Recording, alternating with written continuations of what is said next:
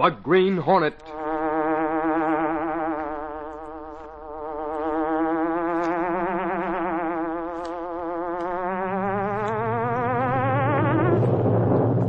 He hunts the biggest of all game, public enemies who try to destroy our America.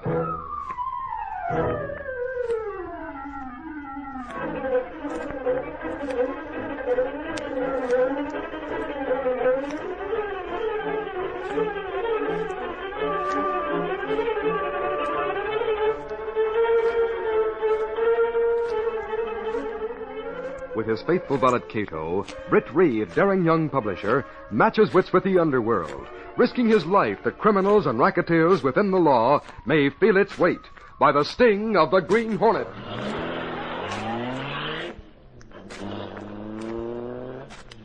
Ride with Britt Reid in the thrilling adventure, The Torn Map. The Green Hornet strikes again.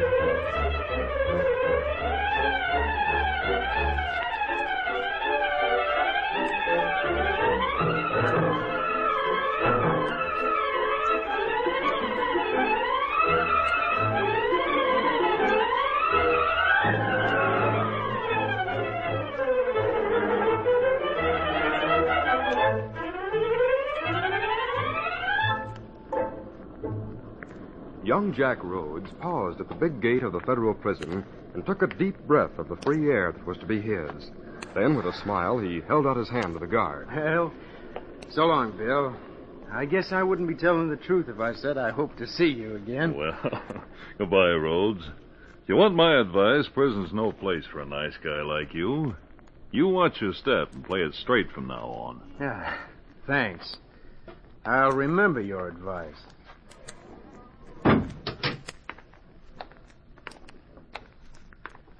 Hey, kid. Huh? You're Jack Rhodes, aren't you? Yeah, that's right. Your cellmate, Joe Locke, told me what you look like and when you'll be getting out. Oh. Well, then you must be McCall. Yeah, that's me. Mac for short. When I saw Joe just before I went to the hot seat, I promised to meet you when your time was up, so here I am. I've heard Joe speak of you. Sure, we were friends before I went to the pen. Say, get in. I'll take you back to town. Okay, thanks.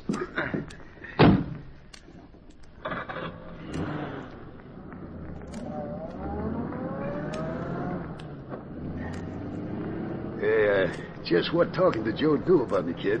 Oh, he just mentioned that you were friends, that's all? Look, we don't have to be cagey with each other. Joe and me were good friends before he got picked up for pulling that federal payroll job. Hey, good guy, Joe. He took the rap alone. Went to the chair without telling where he hid the dough or who was with him when the job was pulled and that guard killed. I know. I suppose Joe told you he gave me half a map showing where he hid the dough. Yeah, he told me that. Well? Well, what? Listen, kid. I happen to know Joe told you where you could find the other half of that map. That's right. He did. He also told me you were sort of hard to get next to. But it stands to reason both of us must have been his best friends, or he wouldn't have wanted us to have that dough. We, gotta trust each other, see? Yeah, I guess you're right, Mac. Well, the fact that I've just been freed is the reason I'm, not talking very much. Joe told me to trust you. Yeah, I get it, kid. Being in stir for a year like you have makes a guy careful, I guess. I've been through it myself, you know. Yeah, Joe told me you had. Well, you have any plans? Yeah, I had plans. But first I'll drive you to my place. You can stay there for a while. After we get that dough, you can do what you like. Okay. I'll go to your place, then we can talk over a plan to get the money. We'll have to be careful. The federal men are smart, you know. Yeah. But the thing for us to do is to be just a little smarter. And once we get our mitts on all that dough, we can go where they won't think of looking. Kid, it was a lucky day for you when they put you in the cell with Joe Locke. Yeah. Yeah.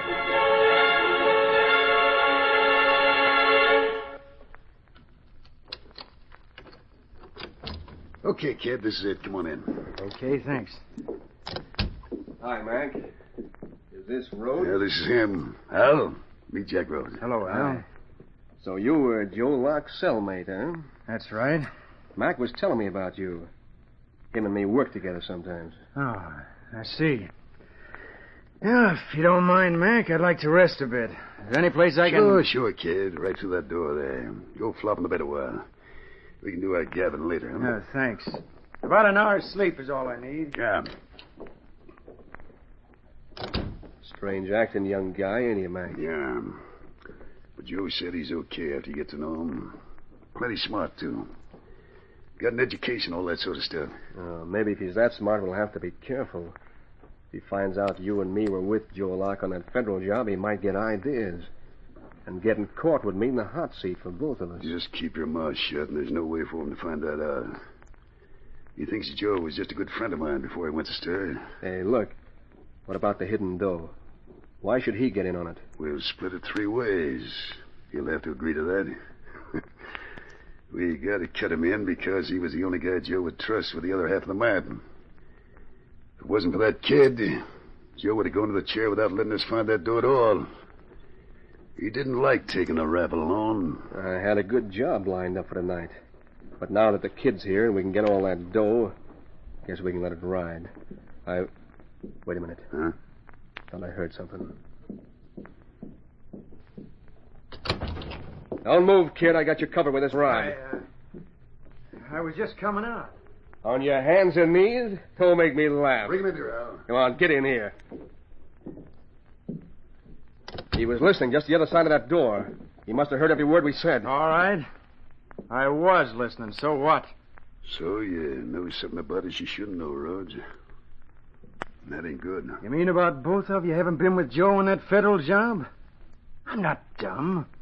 I suspected you weren't being cut in on the hidden money out of mere friendship. See, I told you he was smart. Too smart. Now he knows too much. The best thing we can do You is... won't do anything. Don't forget. Without my half of that map, you and Mac won't find that money. And if you could, you'd have taken it long ago. He's right, Al. Put down the run. Okay. But let me tell you something, kid. Without our half of that map, you can't find the stuff either. That's true. So we have to trust one another if we want the money. Now, hold on, Jack. Right now, Al don't trust you because he caught you snooping at the door. If you're on the level and really want to work along with us, how about putting in with us on a little job tonight? See, he's hedging already. I'll play along. What's the little job? Something Al cooked up. Tell him about it, Al. Sure. I got a friend in a certain factory here. He tipped me off that a car from the paymaster's office is running to their branch factory north of the city tonight, leaving at 9 o'clock and following the boulevard out. It'll carry 30,000, and we can grab it easy. If you help us do it, it'll prove you're on the level. But I'm hot out of the pen. If I should be recognized, I'll be on That's right. Say, look, I got an idea. Yeah, what's cooking? Jack's tall and dark. We'll stick a mask on his face. Fixed up like the one the Green Hornet wears. Then we won't have to risk bumping off the driver of the car. He'll report the Hornet is the guy who did it, huh? Good. The Hornet was the mug who messed up things for Joe Locke anyway. This'll be getting even. Okay, kid, are you willing to go along? Well, Okay, I'll do it. I guess that's the only way we'll ever get together on getting the hidden money. Fine. If you play along with us on this, we'll know we can trust you. Then we'll get both halves of the map and find the money Joe hid. Kid, we'll have enough to retire for life.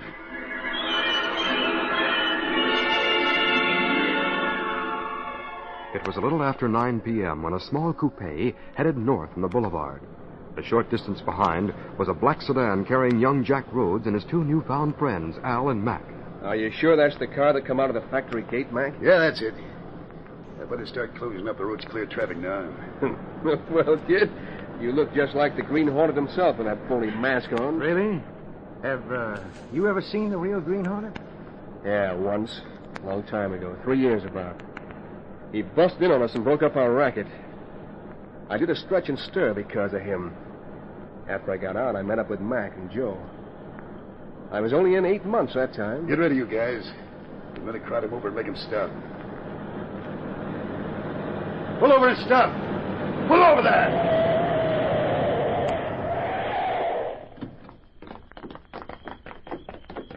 Hey, listen here. I don't know why you stopped me. Shut up, or I'll use this rod on you. Can't you see who we're working with? Go on, kid. Do your stuff. Give us the payroll you're carrying and you can drive on. What? The Green Hornet? You catch on quick, mister. I'll open the door. I don't know how you found out I had that money, but look out. He's reaching for a gun. I'll plug him in for you. Don't now. Hey, he's getting away. I'll get him. Listen, you, what's the idea of messing up this job? You hadn't hit my arm. I don't want in on a killer for one thing. And for another, Max said he wanted a witness to swear the Hornet did the job. You would have plugged him for sure. Yeah, I want to plug you, that's what. There was 30 grand in that car. Oh, forget it, Al. When we get the dough locked, kid, we'll have more we can use. The kid was right. We didn't want a killing on this job. Tomorrow night, we'll go after the hidden stuff. Come on, let's get back to the car.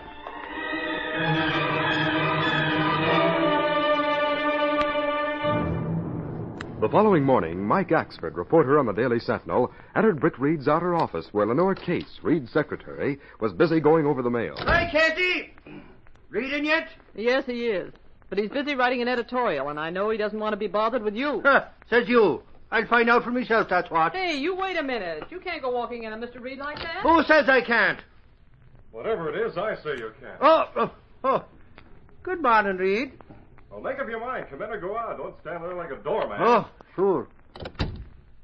What's on your mind, Axford? I'm busy right now. I just came in to tell to see what you thought of that hold-up last night. Hold up? I haven't had time to read the paper this morning. What hold up? By the one by the Green Hornet. By the Green Hornet, you say? Sure. It was right in your own paper. All about it. He and two pals held up the paymaster of the citywide factory last night while he was on the way to the branch office with the payroll. Oh. How much did they get? That's just it, Reid. For once, the Hornet didn't get away with it. He didn't get anything. Well, how come? What happened? Well, according to the paymaster, I went out there this morning, mind you, to interview him. According to the paymaster, one of the crooks pulled a gun to shoot him. The paymaster, that is. When the Hornet turned and knocked his arm down. Really? Yeah, and while he was doing that, the paymaster started the car and got away. They didn't get a cent of the payroll. Well, that's fortunate. You know, Sarge says it looks to him as though that Hornet almost wanted the paymaster to get away. Funny, ain't it? Yes, it's very strange. I found out, too, that no one was supposed to know about the payroll being sent out last night. Except, that is, the paymaster, his assistant, and the branch manager. I see. That Hornet sure has ways of finding out things. Yes, hasn't he? But it's sure a wonder to me that he let the guy get away with that payroll. The Hornet must be slipping to my way of thinking. Well, maybe he is at that. Yet, he might have had a reason for letting him get away. Something tells me there might be something bigger than the police think behind the whole thing, Axford. And I wouldn't be surprised if the Green Hornet himself comes up with the answer.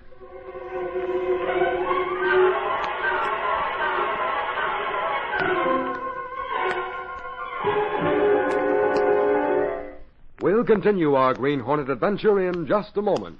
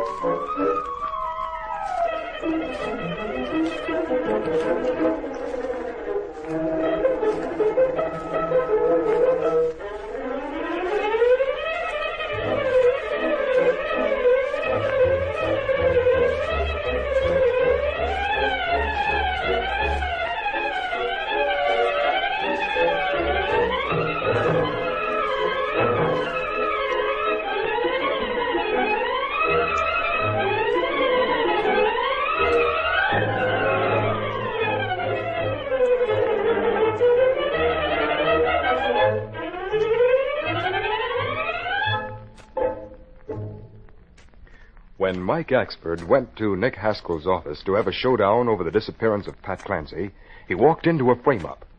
A short time later, Britt received a phone call in his office. Hello? Mr. Reid?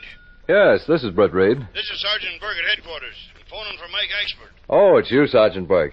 Well, I'm sorry, but Axford isn't here right now. I know that, Mr. Reid, being as he's here over at headquarters. We just brought him in as the suspected killer of Nick Haskell. What? That's right, Mr. Reid.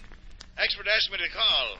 He wants a lawyer, and he wants to see you. Thanks, Sergeant. I'll call my lawyers right away. Tell Axford I'll be right down. Okay, Mr. Reid. Goodbye. Goodbye. Great Scott, Axford certainly got himself into a mess this time. I'd better call a lawyer and then get to him right away.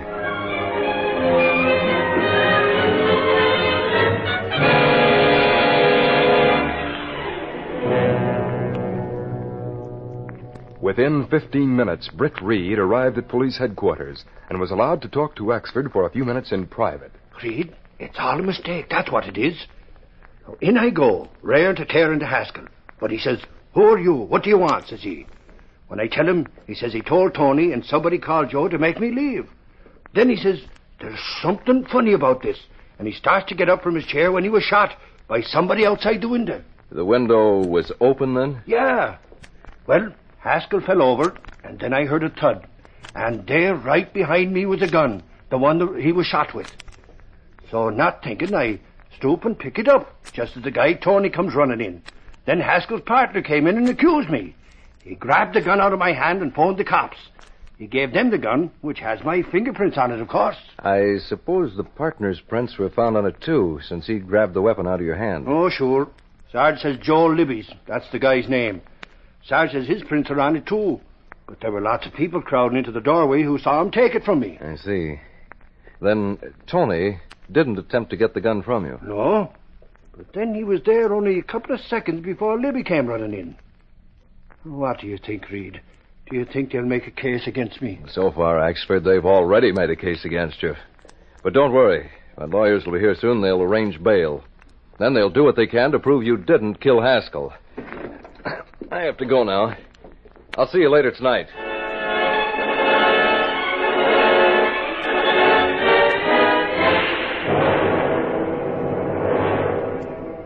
Leaving police headquarters, Britt Reid bought the latest editions of the city newspapers.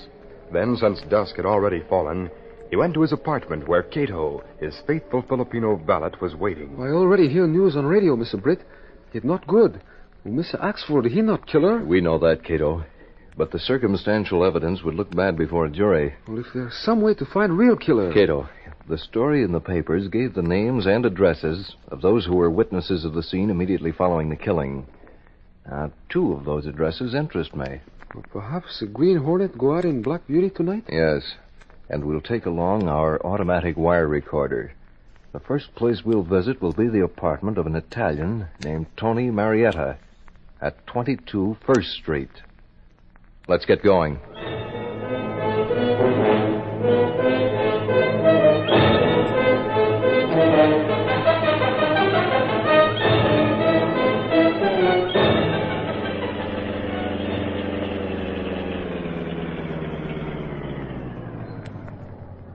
That's number 22 across the street. Rather dingy-looking place. Well, what we do now, Mr. Britt? Leave the Black Beauty here in the shadows. While I go in to see Tony, I want you to take the automatic recorder into the basement.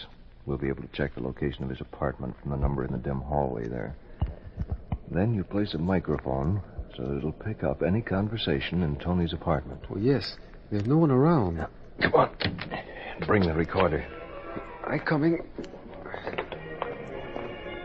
Keeping to the shadows, the 2 sinister figures approached the entrance of the run-down, dingy building, which housed only 4 small apartments. Kato stepped into the doorway, and from the mailbox just inside, he found that Tony Marietta lived in 101, to the left on the first floor. After telling Britt, Kato went around to the rear to reach the basement. Then Britt Reid, after a hasty glance about him, moved inside to the door of 101. Who's there? How do you... The Green Hornet. Get back inside. No. Oh, come in. Let me by. You coming to kill Tony? Well, this gun might go off if you make any false moves. I came here to give you a warning. But first, I want some information. I know nothing. I know nothing. What happened to Pat Clancy? Honest to Mr. Hornet. I don't know. Joe, he say kill. Nick, he say no kill. Clancy hide a paper someplace.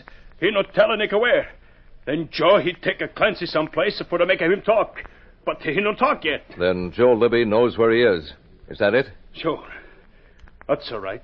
You ask a Joe. Now, I'll give you that warning, Tony. Suppose I told you Joe is planning to rub you out because you know too much about the murder of Nick Haskell.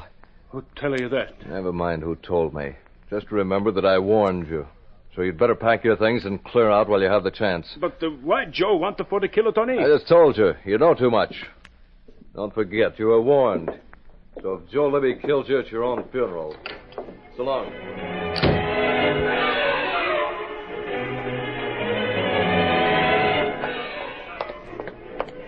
That you, Mr. Britt? Yes, Kato.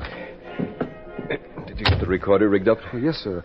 I wait till you're ready to leave. Then I throw a switch and run to car. Good. Now get started. We'll stop in the vicinity of the nightclub. Libby's apartment is above it. Let's go.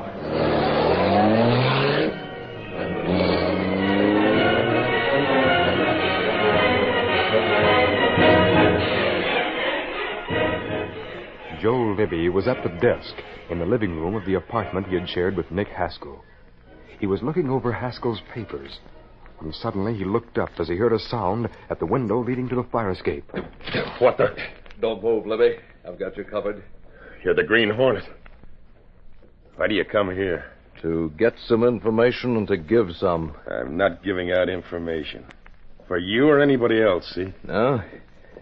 Maybe you'll be giving out plenty to the cops before the night's over. Just what do you mean by that, Crack? Suppose Tony Marietta squealed to the cops, telling them what he really knows, Libby.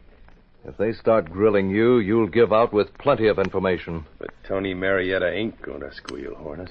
Sure of yourself, aren't you? How do you know he won't? Well, I happen to know that right now Tony's packing his bag, getting ready to blow out of town, after he squeals to the police about you and your connection with Nick Haskell's murder. How is that so? If you want to know something, Hornet, Tony ain't going anyplace. You just wait and see. Have it your own way. But don't say I didn't tell you, Libby.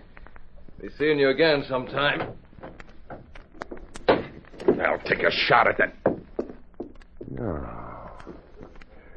I'll save my bullets. Yeah, that's it. I'll save them for Tony Marietta.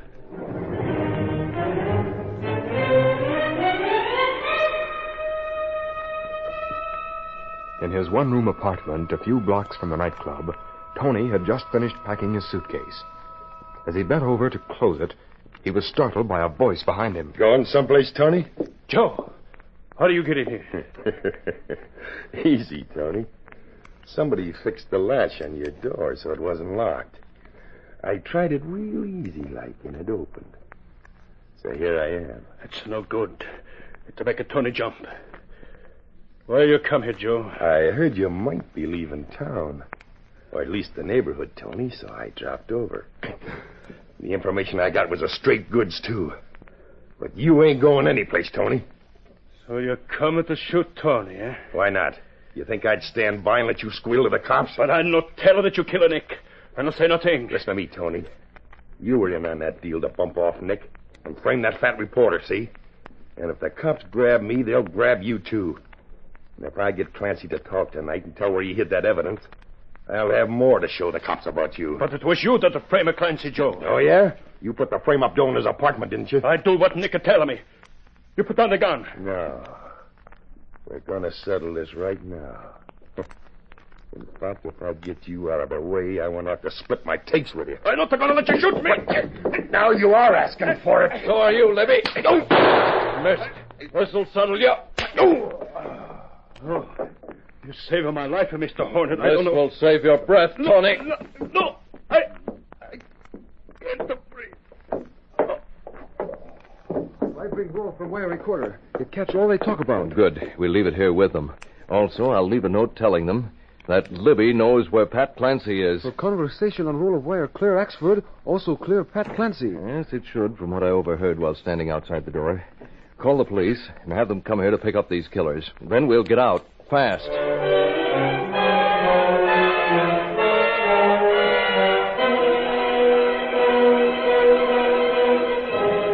It was almost midnight when Britt Reid entered police headquarters after receiving a phone call at his apartment from Sergeant Burke. I called you as soon as we brought those killers in, Mr. Reid. That is, after we had proof they are the killers. Then you do have proof? That they do, Reid. I'm free to go, so they tell me. Oh, thank heaven for that. But what proof have you? Proof enough. Libby and Marietta accusing each other in their own voices.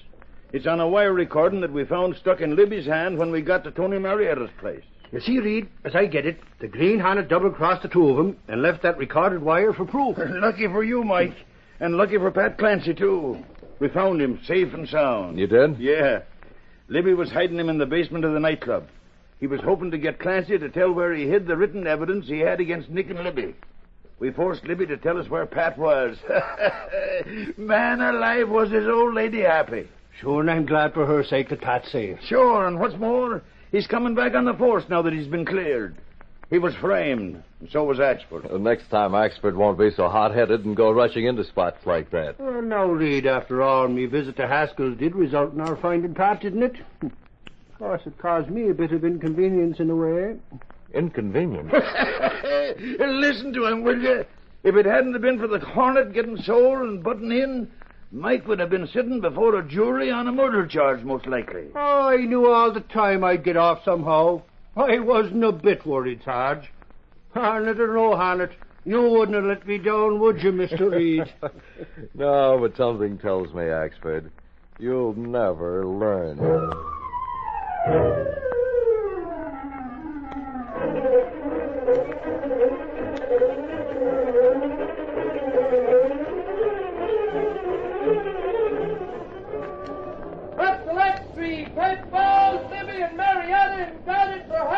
Killing Pat Clancy reinstated, Green Hornet implicated. Read all about it. Green Hornet still exists. That's the Lex Street. That's back.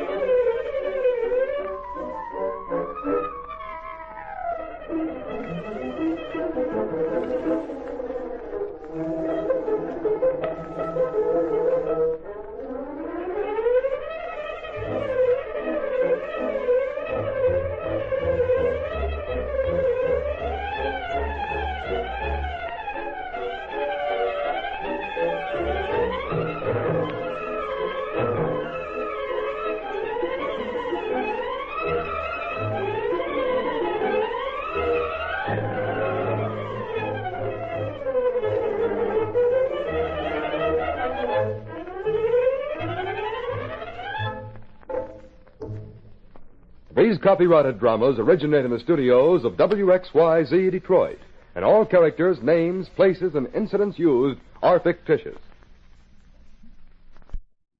This has been a RadioClassics.com presentation. Programs are copyright their respective owners. All rights reserved.